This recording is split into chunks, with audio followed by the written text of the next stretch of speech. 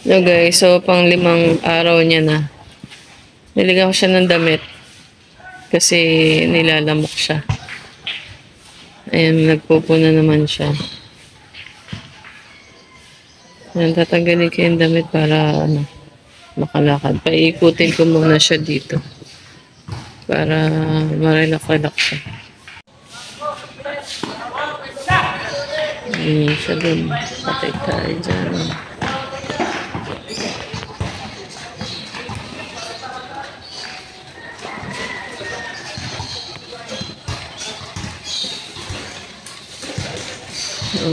Dun sa ito dun. Hindi pa siya nakaihi. Na ano siguro siya dun sa higaan niya.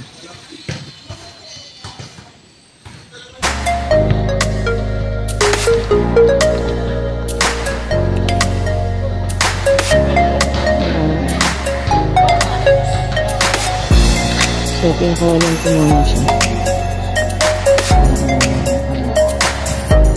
Gusto niya sa init.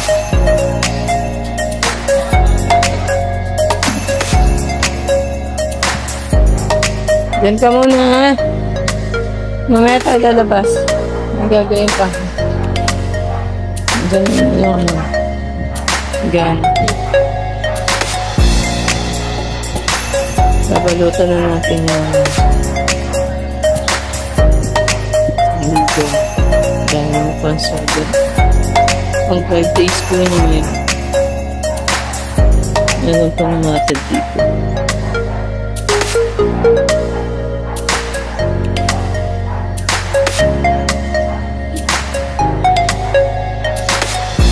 Diyan muna siya. Guys, pang 5 araw niya. Ayan siya kumain.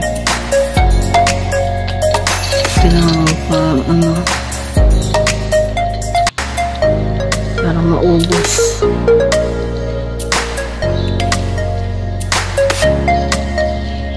Hirapan kasi siyang dakutin yung pagkain. Iklop nga po pala to. Yan ang kaya natin.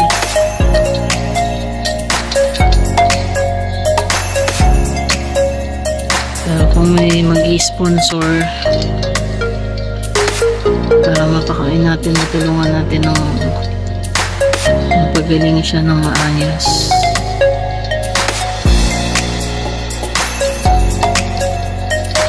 Dagan natin yung pagkain niya. Dinagdagan na natin. Pabalikan ko siya para paliguan. Papakain ko muna yung 3 kong aso sa amin. Pang ilang day na yan? Pang ilang day na pinapaligaw mo na yan? Liwag. So ayan, another day, another paligo dun sa aso. So yun po yung aso pinapaliguan namin. So nawala na, medyo magaling na yung paa niya. Di na parang namamaga. So ang katawan na lang namin ang problema niya. So pinakain na namin yan. Ay, good.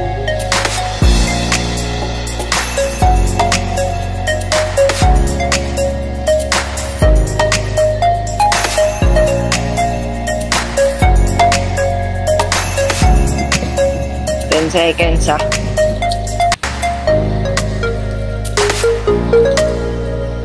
Toxie.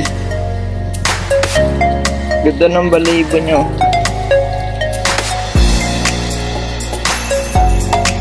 Guys, kaya ito na.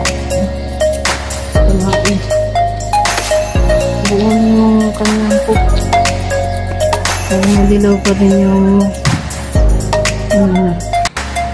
nilalabas muna natin siya kasi nalulungkot siya. Napaliguan ko na nga pala kanina, hindi ko lang makita sa video. Ayan guys, ayan siya, ayan sugat-sugat niya. Ayan siya sa labas ko.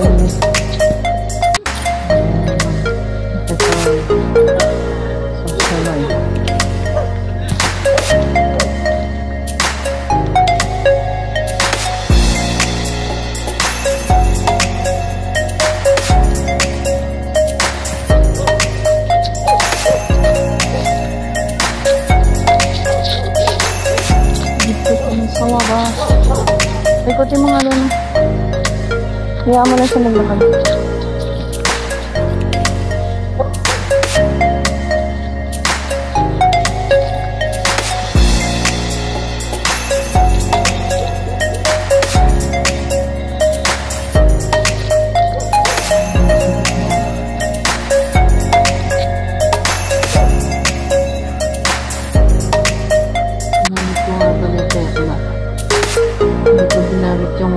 Madali ka pa kasi mahapdi daw yun. Napansin ko nga nung sinabunan ko siya, tumatakbo siya. Samantalang nung sinabunan ko siya, hindi siya tumatakbo. Tawag siya ngayon ng pamangkin ko. Pagkakit namin sila. Ayan guys, saan naman sila pupunta.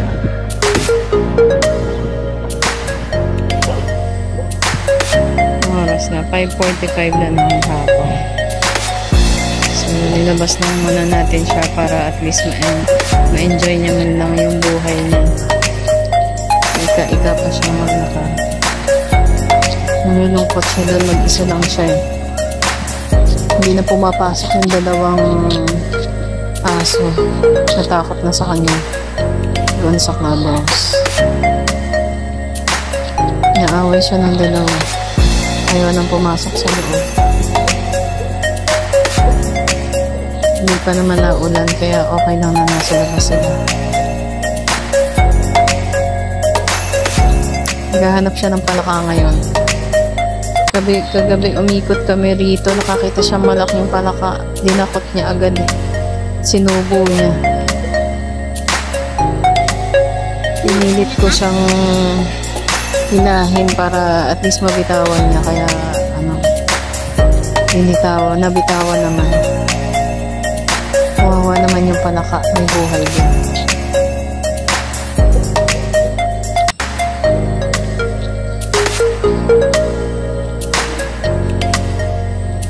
I-reset ko na nga rin pala yung dibdib niya. Ang dami pala niyang mga nana, maliliit. Lig-lig yung nana niya, grabe.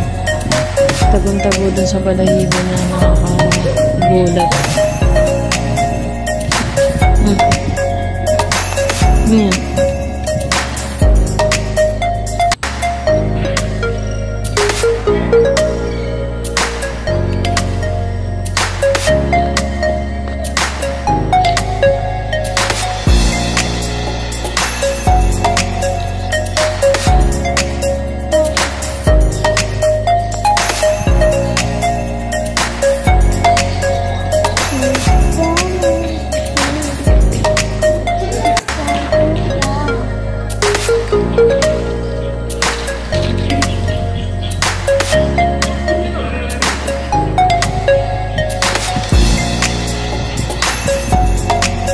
Uy, si Happy, pumunta sa tubig.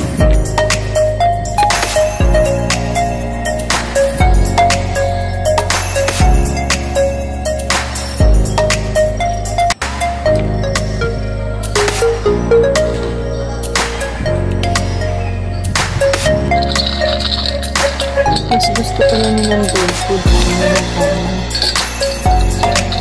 Yan, binilan ko po siya ng dog food. May boar pogi. Gusto ko nga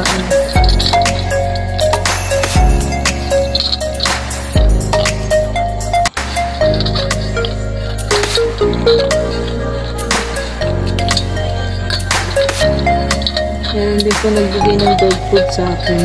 Para sa kanya. Si Kuyang Good Samaritan, binigyan ako ng kalahati ng kilo ng dog food. So, pangatlo na niya po yun.